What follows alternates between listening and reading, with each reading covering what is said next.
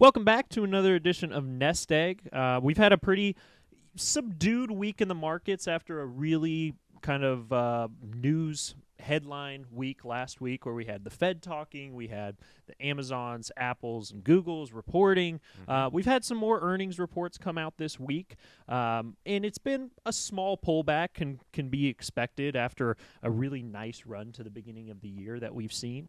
But our planning question today and our nest egg question today is about the Secure Act 2.0, because we've had a lot of questions about this. It was the new legislation that was passed right at the end of the year.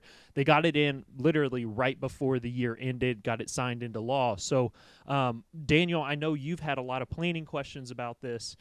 Tell us more about Secure Act 2.0, what it is, and kind of the main points of it. Definitely. So the planning questions, are coming in pretty quickly as sort of the dust settles on this new act coming in.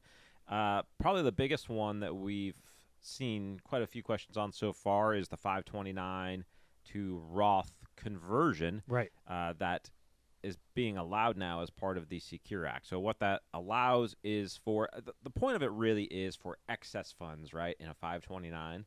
Yeah, say you have been putting funds in a 529 for your kids. Maybe they get a scholarship or they don't go to college or something like that. Yeah, and that happened to you, right? You got through college and then had excess funds in your 529. Exactly. And so in that situation, the goal or hope really is that the student or another beneficiary, because you can change beneficiaries on a 529, another beneficiary in the family as well, could then take up to $35,000 of that 529 and convert it over to a Roth. However, it is restricted by the annual contribution limits, so you'd have to do that over multiple years. So keep that in mind. There's a couple important stipulations here. One, it doesn't actually start until 2024, so don't go out and do it today. If you go out and do it in 2023, what's going to happen is you're going to get penalized. Right, It's mute. The normal 10% penalty that they have and pay taxes. So don't do it until 2024. What that is probably also is rules to come out from the IRS. So this has been put into law. It has a start date of 2024, but the IRS hasn't come out with their typical sort of list of rules or FAQs or anything surrounding this. Right. So we don't have clarity on a couple things, such as there's a 15-year window. So the 529 has to be open and in effect for 15 years before you can do the conversion. There's certain things, details that are really important that we don't know yet, such as when we change a beneficiary of the 529. Does it restart? Does it restart a window? So does it have to be the same beneficiary for all those 15 years? Things like that. We think we know the answers to some of those things. But until we actually start seeing either the IRS rules come out or people utilize that, it's hard to say officially from a planning perspective how that's actually going to take shape. Yeah, and I think we're definitely watching and monitoring those things. But we've started to have those conversations with folks about what that looks like with the 529 and maybe changing a beneficiary in the near future so that in a 15-year time period they could start doing Roth conversion with that money. But it's a really nice benefit for kids or someone that has a significant amount in 529 that they can maybe get started on their retirement goals early. They can start putting money into a Roth in maybe the early years of working where it's hard to max out that funding of $6,500 or whatever it is, and up to $35,000 into a Roth, which is fantastic. Yeah, I'd love to do that for our kids for sure. Yeah. Okay. So step two, what's the next biggest thing of Secure Act 2.0? Probably the other one that made a lot of headlines, especially as far as people in retirement, is the RMD age moving up. And so that moved up. It was previously 72. Long ago, it was 70 and a half, which was sort of a random figure. They moved it for the original Secure Act to up to 72. And starting this year, it is now 73. In the future, that will go up to 75, which is actually pretty nice. Right. So if you turn 72 this year, you don't actually have to take an RMD. You can wait until next year. Yeah. So keep in mind that the Secure Act was signed right at the end of the year.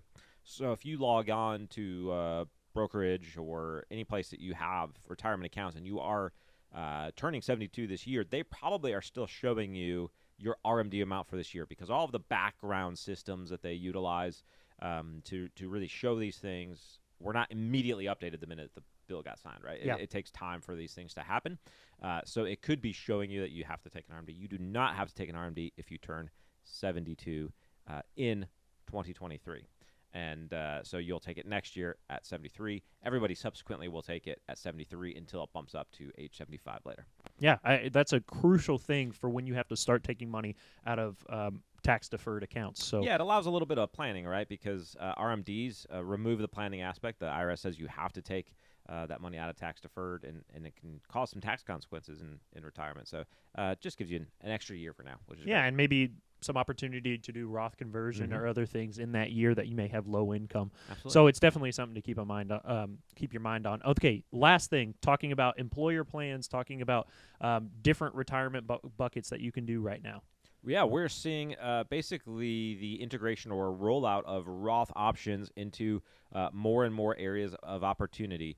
So we'll go first with the 401k. So here in the future, your employer contributions will be able to go into the Roth portion, which does not happen now. Yeah, I think a lot of people think if they put their portion into the Roth 401k, then the employer's doing the same. But right now, it was all traditional for the match component. But now they're saying there's an option to put the employer contribution into a Roth, which can be huge for some people. That's right. The biggest caveat there, obviously, is if you're putting money into a Roth, you have to pay tax on it now. So if the employer is putting a portion into the Roth, the entire employer portion would go into a Roth. You will then have to pay tax out of your paycheck, right, that on income that you're not necessarily receiving because it's going into the Roth account. Now, the benefit of this is net, you will have more money in that retirement account because the employer is going to put in, say, 6% match, right?